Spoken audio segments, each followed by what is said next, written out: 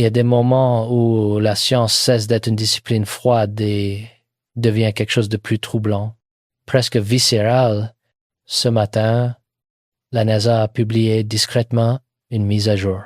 Quelques lignes techniques, un ajustement de paramètres, une nouvelle solution orbitale pour l'objet catalogué 3i, ATSA. Pour la plupart des gens, cela ne signifie rien.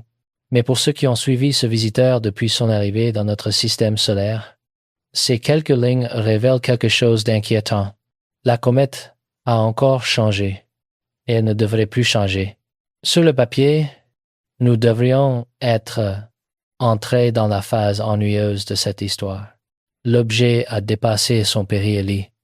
Le point le plus proche du Soleil, il s'éloigne maintenant.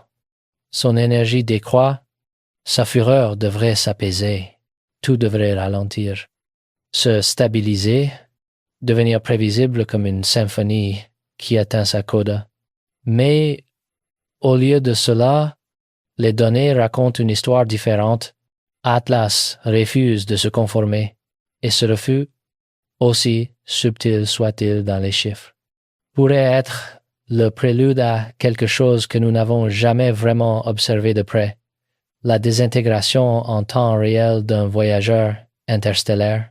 Comprenons d'abord ce que signifie ce changement, car dans les détails se cache la véritable nature du drame. Chaque jour, des observatoires dispersés à travers la planète pointent leurs instruments vers ce point de lumière faible et lointain. Ils enregistrent sa position avec une précision obsessionnelle, notant exactement où il se trouve dans le ciel, à quelle fraction de seconde d'arc près. Ces mesures sont ensuite introduites dans ce que les astronomes appellent un solver d'orbit, un algorithme sophistiqué qui tente de réconcilier l'observation avec la théorie. Le logiciel connaît les lois de Newton. Il connaît la gravité du Soleil, l'attraction des planètes, toutes les forces visibles qui devraient sculpter la trajectoire de cet objet. Il produit une prévision. Voici où la comète devrait se trouver demain, après-demain, la semaine prochaine. Tant que le modèle capture la réalité, les écarts entre prévision et observation restent minimes et aléatoires. Ce sont les résidus, cette marge d'erreur inévitable dans toute mesure. Parfois, l'objet est légèrement en avance, parfois en retard, parfois décalé vers la gauche, parfois vers la droite, mais en moyenne, tout s'équilibre. C'est le bruit normal de l'univers. Hier, ce bruit a cessé d'être aléatoire.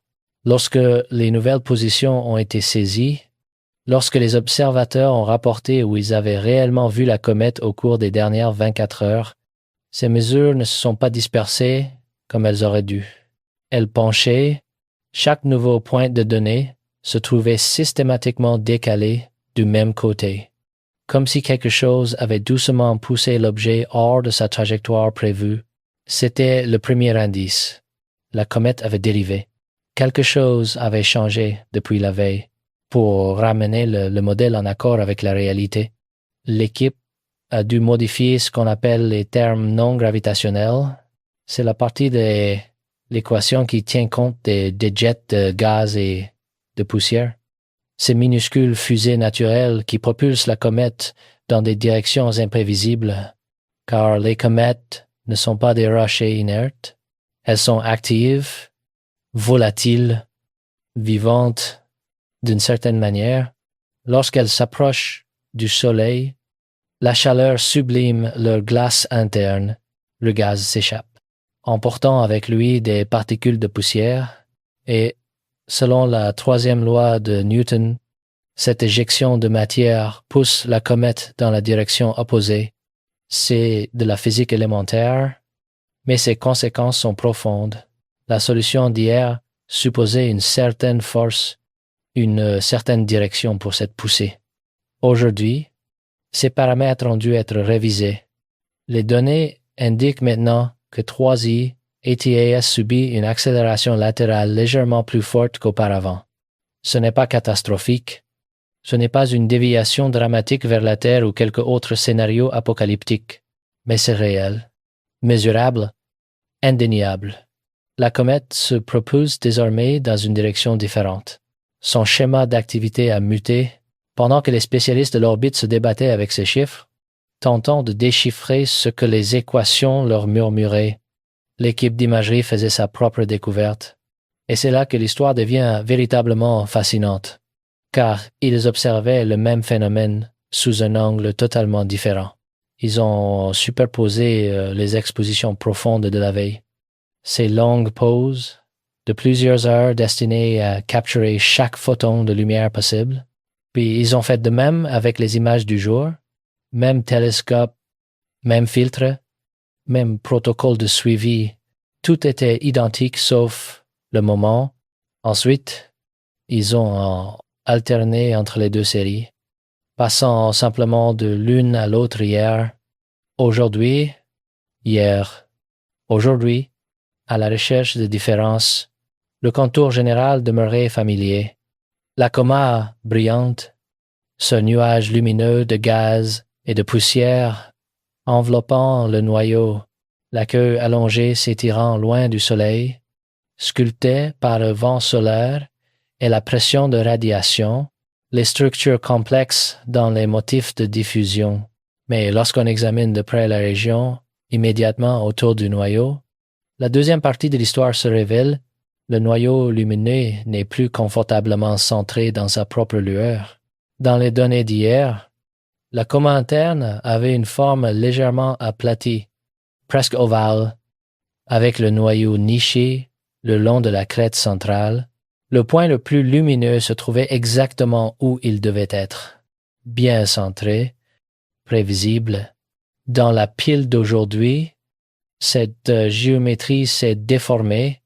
La crête s'est épaissie d'un côté et amincie de l'autre. Le pic de luminosité a nettement glissé vers le côté épaissi. C'est comme si quelqu'un avait saisi toute la structure interne et l'avait tirée latéralement.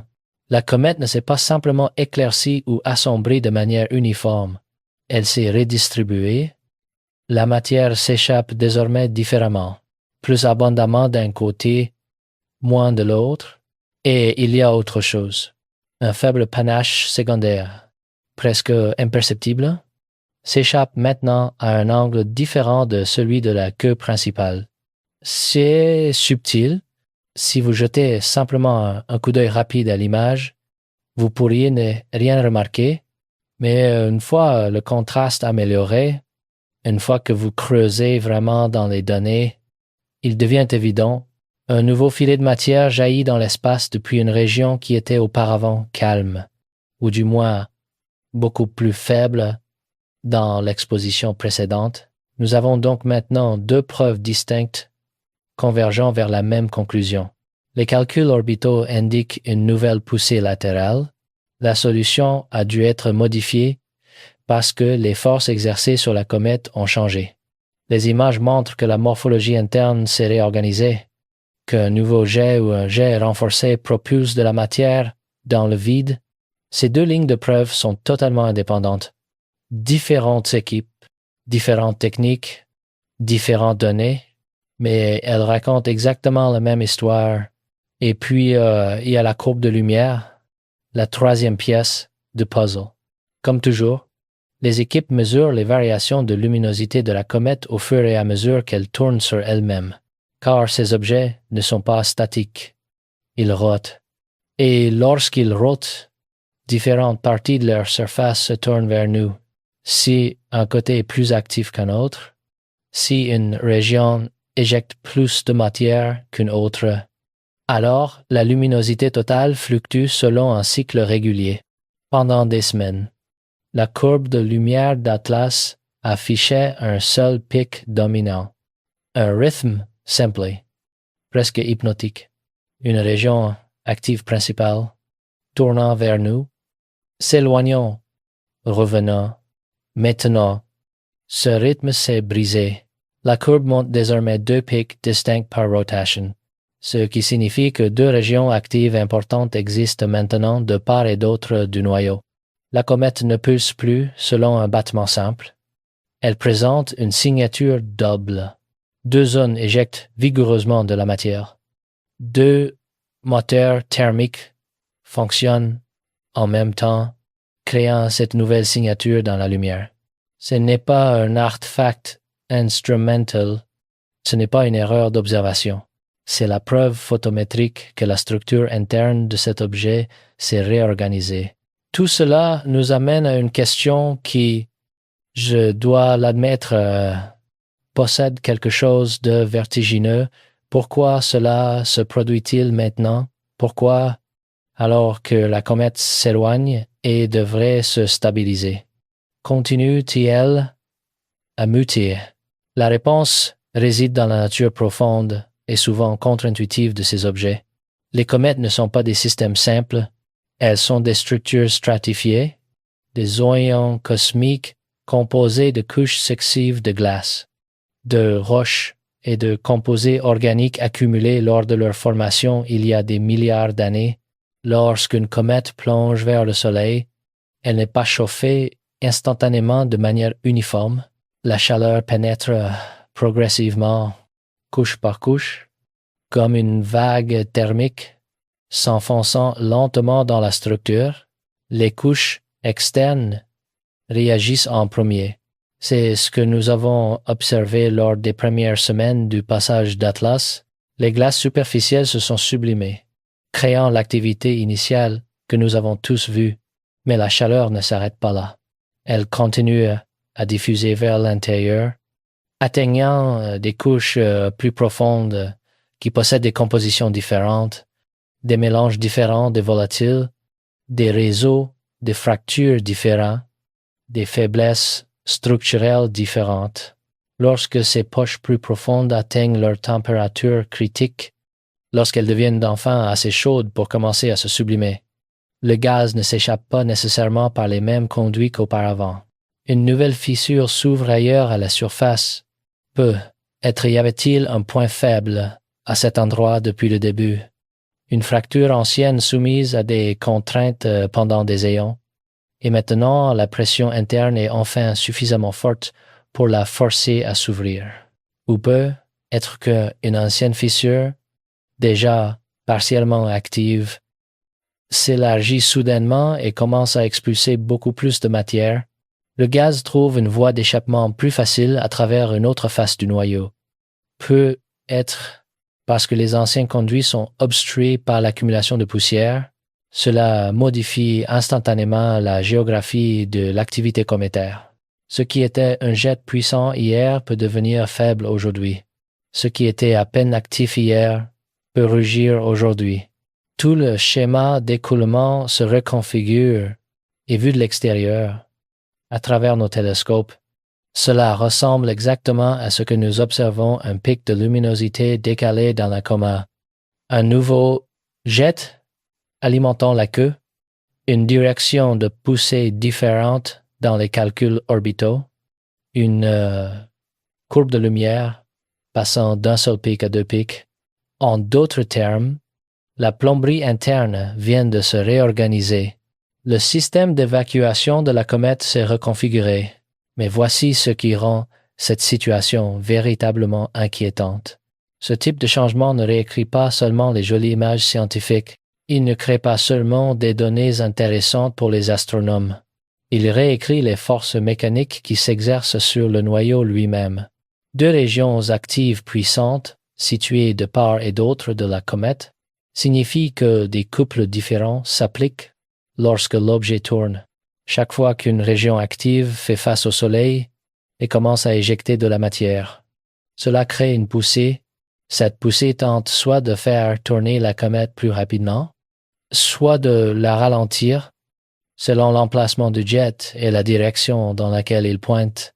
Cela peut modifier la vitesse de rotation, cela peut incliner l'axe de rotation, changeant ainsi les régions de la surface qui sont les plus chauffées par le Soleil, ce qui modifie la manière dont la chaleur future pénètre la structure, ce qui change l'emplacement de l'activité future, ce qui modifie les forces exercées.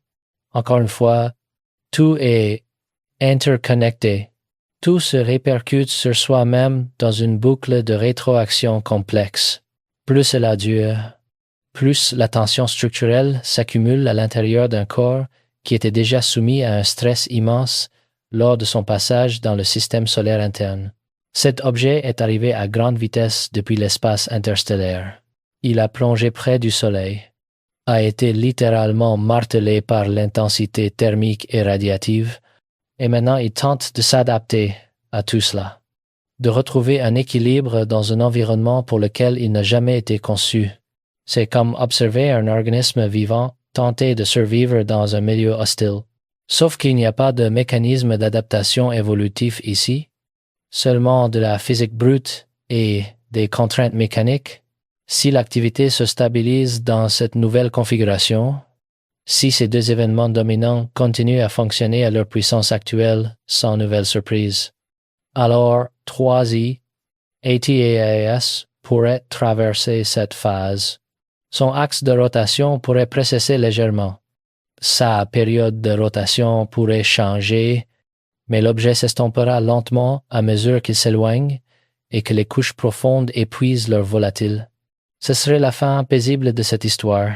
Mais si, au contraire, nous observons d'autres changements dans les jours à venir, si chaque semaine apporte un nouvel événement, de nouveaux jets, de nouvelles dérives dans l'état de rotation, alors nous assistons à quelque chose de beaucoup plus instable, un noyau qui se rééquilibre constamment sous l'effet du stress, comme un bâtiment dont les fondations sont parcourues de fissures qui ne cessent de s'ouvrir et de se propager. Chaque fois qu'une fissure semble se stabiliser, une autre s'ouvre ailleurs dans la structure. Et l'histoire des comètes nous enseigne qu'il existe une limite au nombre de réajustements qu'un corps fragile peut supporter avant de se fragmenter définitivement. Nous avons vu des comètes se désintégrer, nous les avons vues se diviser en morceaux, leurs noyaux se brisant sous les contraintes répétées des passages solaires rapprochés. Cela commence généralement exactement comme ce que nous observons maintenant, des changements d'activité, l'ouverture de nouveaux jets, des modifications de rotation. Le noyau essaie de faire face à des forces pour lesquelles il n'a pas été structuré. Parfois il survit, parfois non. Pour l'instant, le langage de la NASA demeure prudent. Si vous lisez les bulletins officiels, ils parlent de paramètres non gravitationnels mis à jour, de morphologie de la coma en évolution, de redistribution observée de l'activité, très technique, très précis, très neutre, mais derrière ce langage aseptisé, le résumé est simple et troublant. Tout 3i ATLS vient encore de changer. Les modèles ont dû être réécrits parce que la réalité a trahi nos prévisions. Les images ont dû être réinterprétées parce que ce que nous voyons aujourd'hui est différent de ce que nous voyons hier. L'histoire n'est pas terminée. Cet objet continue d'évoluer, continue de nous surprendre, continue de défier nos attentes, et c'est important, profondément important, parce qu'il s'agit d'un visiteur interstellaire. Il ne s'est pas formé ici. Il ne fait pas partie de notre famille solaire.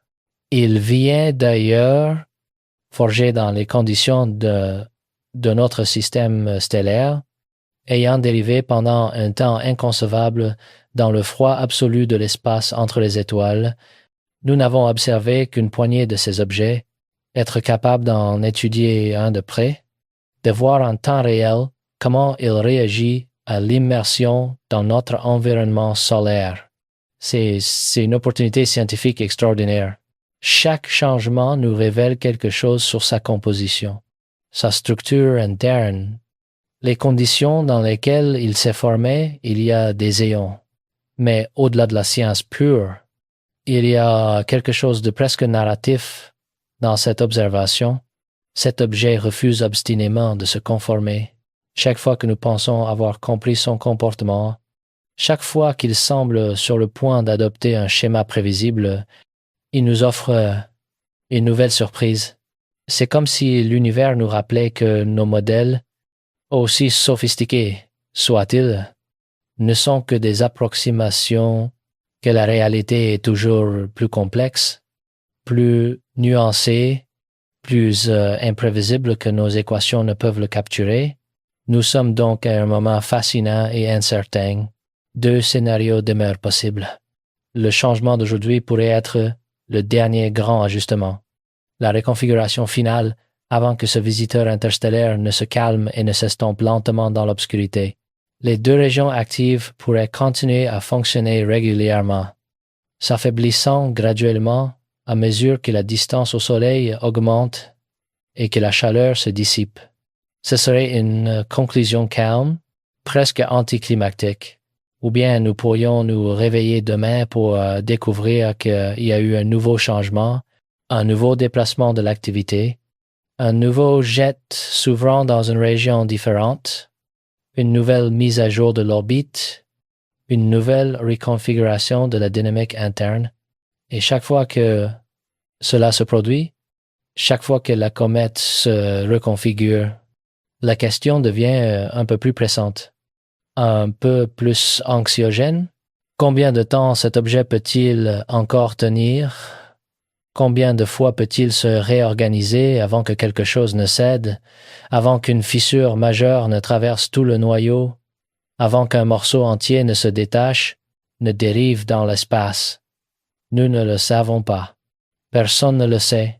Nous observons cela en temps réel, jour après jour, mesure après mesure, image après image. C'est là où nous en sommes actuellement. La NASA a détecté un nouveau changement. Elle a publié une nouvelle solution orbitale. Les images le confirment, la courbe de lumière le confirme, les calculs le confirment. 3i, ATASA a encore muté. Son comportement continue de défier nos prévisions et nous observons tous avec un mélange de fascination scientifique et d'inquiétude croissante pour voir ce qui va se passer ensuite, car au fond, ce que nous regardons n'est pas seulement une comète, c'est un visiteur d'un autre monde stellaire en train de se désintégrer peu, être sous nos yeux, révélant dans son agonie les secrets de sa composition et de son origine. C'est un rappel que l'univers ne se plie pas à nos attentes, que nos modèles ne sont que des cartes approximatives d'un territoire infiniment plus complexe, et que la véritable science commence exactement là où nos prédictions échouent, là où la réalité refuse de se conformer, là où nous devons admettre que nous ne comprenons pas encore pleinement ce que nous observons. Le changement d'aujourd'hui ne peut être qu'une étape dans une longue série de réajustements, où c'est peut être le début de quelque chose de plus dramatique. Nous le saurons bientôt. L'univers nous le dira. Il nous le montre déjà, pixel par pixel, mesure par mesure, changement par changement. Il nous suffit de continuer à regarder, à mesurer, à écouter ce que les données nous murmurent, car dans ces murmures se cache peut être l'une des histoires les plus fascinantes que nous ayons jamais eu le privilège d'observer en temps réel.